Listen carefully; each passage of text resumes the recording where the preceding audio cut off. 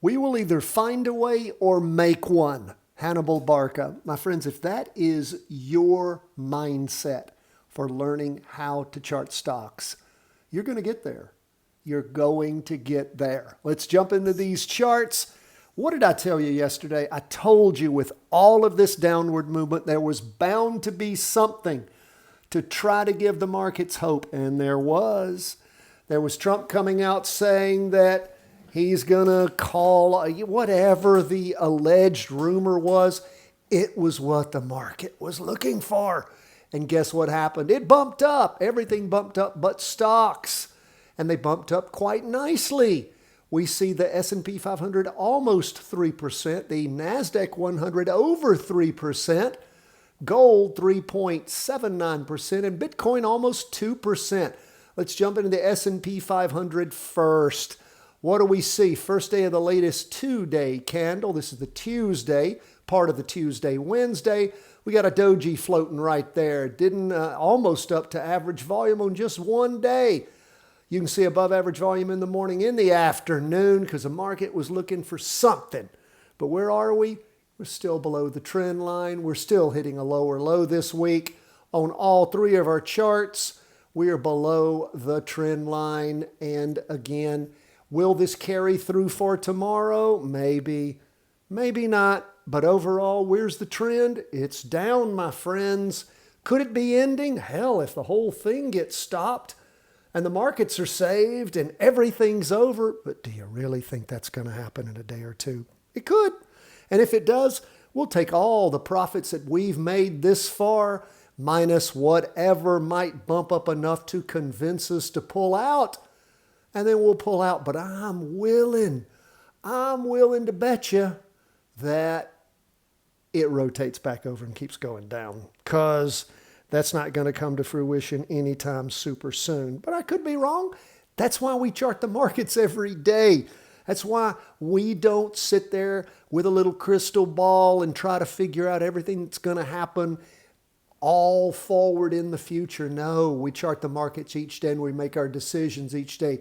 And it's pretty much a binary decision, isn't it? Either stay in or get out, or get in and get out. Again, zeros or ones. It ain't that hard if you know how to read the charts. What do we see going on with the S&P 500 was the one we just looked at. Now we're looking at the Qs, which is the NASDAQ 100. What do we see going on there? My charts are flickering around on me a little bit. I don't think you saw that. But 3.39%. And yes, we are with the Qs now. And of course, we see it popping up. Lots of volume in the morning and afternoon. Over half the volume on the red spinning top on the two-day chart. Still reaching a lower low. Still got a red down candle. Everything is still very decently below the weekly trend line. Again, positive news. But how long does positive news usually last? A day or two. And then it goes back to the norm. The trend is your friend until the end when it bends. What do we see with bonds? Now, bonds have been going up the last 2 days. They popped above the weekly trend line. You can see the green candle, the first we've seen in a while. So we are paying much closer attention to this. We have a doji sitting right there on the downtrend. So we will pay close attention here on bonds and continue to track them and make decisions accordingly if it's time to get out of the short trade on bonds. But bonds were the only one that was actually down today, technically, 0.10%. So we'll watch, pay attention. This could just be a slow up. It could be getting ready to jump back over going down. But we are paying attention as we're approaching this trend line and sitting on it on the weekly. What about gold? Gold popping up. Now, gold has popped up a little bit. We have been talking about gold maybe finding a bottom here. We have pushed through what we had as the low after the incredible high of highs, and then things pulled over that next week, beginning the 2nd of February.